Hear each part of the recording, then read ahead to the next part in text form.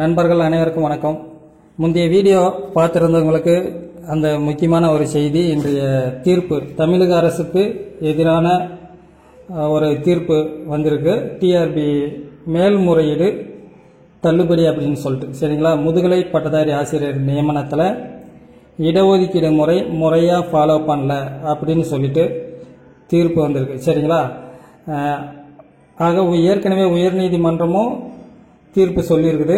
அதை எதிர்த்து தமிழக அரசு உச்சநீதிமன்றத்தில் மேல்முறையீடு செய்ததில் முறையாக இடஒதுக்கீடு ஃபாலோ பண்ணல அப்படின்னு சொல்லி மேல்முறையீட்லையும் தீர்ப்பு கொடுத்துருக்காங்க, சரிங்களா. அந்த தீர்ப்பை பற்றி தான் இப்போ பேச போகிறேன். இதுவரைக்கும் அப்படி தீர்ப்பு கொடுத்ததில் இதுவரைக்கும் டிஆர்பி இப்படித்தான் இடஒதுக்கீடு முறையை பின்பற்றுச்சா அப்படிங்கிற ஒரு கேள்வி வருது, சரிங்களா. கிட்டத்தட்ட 2012 இடஒதுக்கீடு முறையே ஃபாலோ பண்ணல. யாரும் டெட்டை பற்றி பேசாத அப்படின்லாம் என்கிட்ட சொல்லாதீங்க. உங்களுக்கு அதை பற்றி பிடிக்கல அப்படின்னு சொன்னால் வீடியோவை பார்க்க வேணாம், சரிங்களா. 2012 ஆசிரியர் தகுதி தேர்வு முதற்கொண்டு, அதில் குறிப்பாக 2012 ஆசிரியர் தகுதி தேர்வில் இடஒதுக்கீடு முறையை ஃபாலோவே பண்ணவே கிடையாது. 2013 தான் ஃபாலோ பண்ணாங்க, சரிங்களா. அதில் இப்போ வரைக்கும் முதுகலை பட்டதாரி ஆசிரியர் தேர்வில் செலெக்ஷன் லிஸ்ட்டில் எப்படி லிஸ்ட்டு விட்டாங்க, அதாவது ஓப்பனில் வந்தவங்கள அவங்க சமூக இடஒதுக்கீட்டிலே வச்சு லிஸ்ட்டு விட்டு அது கேஸ் போய் அது தேர்வர்களுக்கு சாதகமாக வந்திருக்கு, தமிழக அரசுக்கு எதிராக வந்திருக்கு, சரிங்களா. பொதுவாக ஒரு சமூகம், அதாவது எஸ்டின்னு எடுத்துக்குவோம், அதில் குறிப்பிட்ட ஒரு ரொம்ப ரொம்ப குறைவான கட் ஆஃபில் தான் ரிசல்ட் வரும். அதில் குறைவான நபர்கள் தான் தேர்ந்தெடுக்கப்படுவாங்க.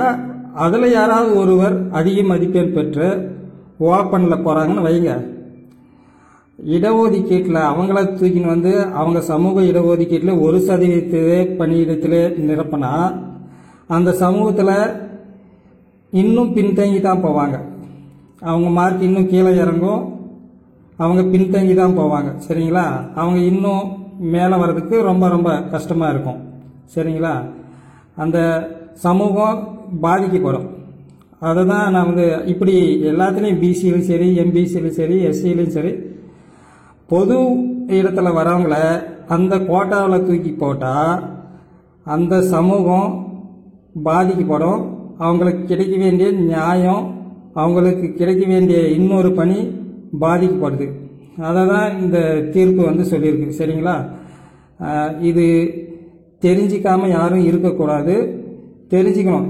ஏனோ படித்தேன் வேலைக்கு போனேன் அப்படிங்கிறது இல்லாமல் என்ன முறையை ஃபாலோ பண்ணுறாங்க, அது சரியா தவறா அப்படிங்கிறது தெரிஞ்சுக்கிறது மிக அவசியம். 2012 இதுக்கு முன்னே இது வரைக்குமே அப்படி தான் ஃபாலோ பண்ணாங்களா என்னங்கிறது தெரியல. 2012 ஆசிரியர் பணியிடம் நிரப்பும்போது கண்டிப்பாக இடஒதுக்கீடு ஃபாலோ பண்ணல, சரிங்களா. அது மிகப்பெரிய தவறான ஒரு விஷயம் அப்போ நடந்தது. வழக்கு மேலே வழக்கு தொடர்ந்து இப்போ பிஜிடிஆர்பி கேஸ் போய் இப்போ ஜட்ஜ்மெண்ட்டு உச்சநீதிமன்றத்தில் வந்திருக்கு, சரிங்களா. மிக முக்கியமான ஒரு தீர்ப்பு இது. ஏன்னா கஷ்டப்படுறவங்களுக்கு அந்த சமூகம் ஒவ்வொரு இடத்துலையும் முன்னேறி வரும், சரிங்களா. அதான் உண்மையிலே நல்ல ஒரு தீர்ப்பை உச்சநீதிமன்றம் கொடுத்துருக்கு. முறையாக ஃபாலோ பண்ணும் இடஒதுக்கீடு அப்படின்னு சொல்லிட்டு. நன்றி நண்பர்களே. நம்ம சேனலை சப்ஸ்கிரைப் பண்ணாதவங்க சப்ஸ்கிரைப் பண்ணிக்கோங்க, லைக் பண்ணுங்கள், ஃபேஸ்புக்கு வாட்ஸ்அப்பில் ஷேர் பண்ணுங்கள், சரிங்களா. நன்றி.